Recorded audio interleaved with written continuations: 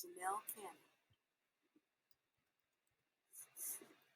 a small tropical island, the sun rose high above the steaming jungle. A mother python was sending her hatchlings out into the forest, the way all mother pythons do. Grow up big and green as the tree's leaves, she called to her little yellow babies as they happily scattered among the trees. But Verdi dawdled. He was proudly eyeing his bright yellow skin. He especially liked the bold stripes that zigzagged down his back. Why the hurry to grow up big and green, he wondered. Maybe some of the older snakes in the jungle could tell him. Verdi ventured into the treetops to look for them. Umbles, Aggie, and Ribbon were lazing on some branches nearby. Verdi peered at their droopy green bodies.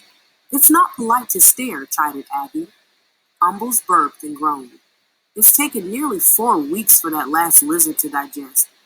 I surely do like lizards, but lizards don't like me. Why don't lizards like you? Asked Verdi. Don't interrupt, Umbles grumbled. Dear me, whined Aggie.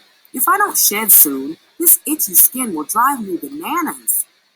Verdi tapped a tune with his tail as he waited to speak.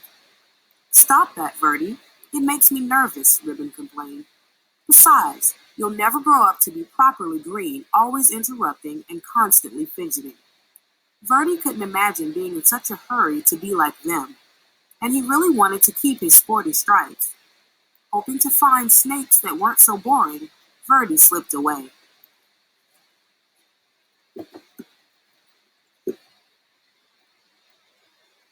Dozer was snoring in a tree not far from the others. Hello, said Verdi. Do you want to climb trees with me? I'm tired, Dozer growled. Do a few laps around the jungle, okay? Verdi's heart sank. Greens were not only lazy and boring, they were rude. At the top of a very tall tree, Verdi gripped one branch with his tail and another with his little snake jaws. I will never be lazy, boring, or green, he thought. I will jump and climb and keep moving so fast that I will stay yellow and striped forever. Then Verdi let go.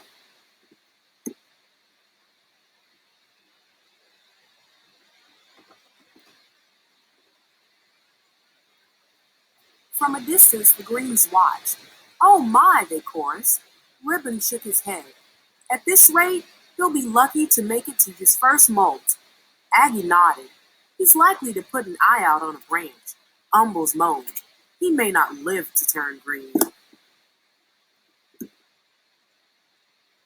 But one day Verdi's skin began to peel, revealing a pale green stripe stretching along his whole body. Cat! He gasped. How can this be? I'm the speediest snake in the jungle, and I'm still turning green. He raced down to the river, grabbing up a mouthful of rough leaves. Verdi flung himself into the water. If I can't run this green off, I'll scrub it off, he thought. His frantic splashing caught the eye of a large bottom feeder cruising the murky depths. Yum, the old fish hummed. Lunch.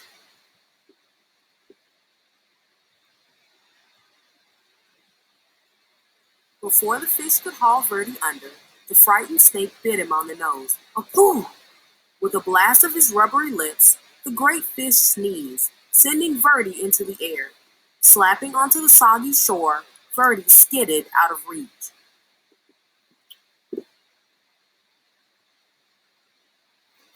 Phew! That was close, he sputtered. Every inch of his body was covered with wet, gloppy mud. Kind of lumpy. Kind of brown. It sure beats being green. He left the mud on. But the soft brown muck dried into a hard gray shell, and Verdi could barely move. If he even budged, the stuff cracked off in a jagged chunk. As each piece fell away, Verdi could see that his body was even greener than before. This is terrible, cried Verdi.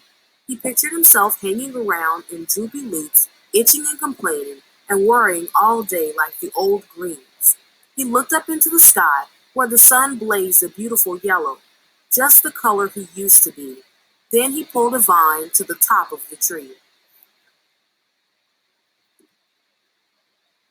Launching himself from the treetop, Verdi startled a flock of colorful birds. He became dizzy with delight, sure the bright sun and his lofty speed would turn him golden again. In his joy, Verdi forgot he would fall back to earth.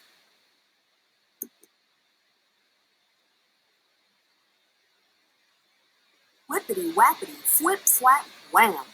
Plummeting through the trees, Verdi landed in a crooked sprawl across a log on the forest floor. He couldn't move. Help! He croaked. As usual, the Greens had been watching Verdi's antics. They moved quickly to where he lay. Didn't we say it would come to this? Umble said, shaking his head. Aggie sighed. Lucky thing, he's still got two good eyes. They gently lifted Verdi up to a safer place where they could watch over him while he healed. Neatly splinted to a branch, Verdi had no choice but to listen to the Greens as they gabbed. Remember how I used to streak across the forest floor? Ribbon asked. Quick as lightning, answered Aggie. And I climbed giant trees like they were nothing. They grew taller then, you know. The things I dared to run down and swallow, Umbles bragged. Wild boar were no match for me. Verdi was astonished. You used to run and climb and hunt giant pigs? What happened? Ribbon crashed just like you, Aggie replied. I took a terrible fall and almost put an eye out. Then old Umbles here nearly choked to death. Now we all prefer the quiet life. A warm perch, a little sunshine, and an occasional good meal.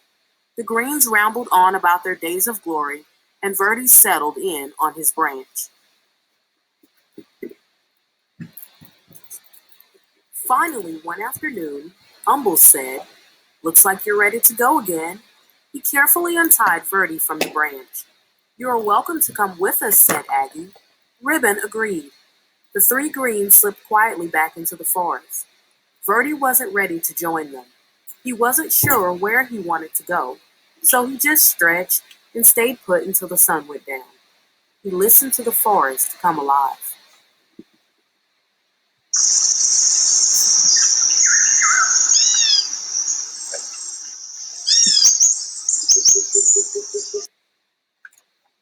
Time passed.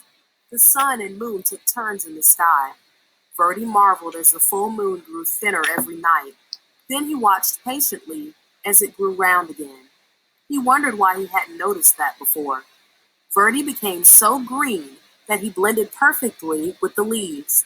He was so still that other creatures walked right by without seeing him.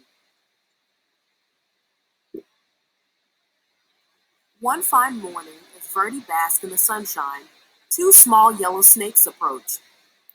They tapped and fidgeted as they stared. Get a load of that old green guy, one of them whispered. Do you think he ever moves? The other snickered. I seriously doubt it. They're just like I used to be, thought Verdi, and I'm now what I was afraid to be. He looked at his big green body and slowly smiled. How would you like to climb trees with me, he asked. With you? The yellows were astounded. I'll even show you my fancy figure eight, Verdi replied, though he was a little worried about putting his eye out. With practice, the three snakes performed a perfect triple figure eight. Leaping and looping with his little striped friends, Verdi laughed. I may be big and very green, but I'm still me.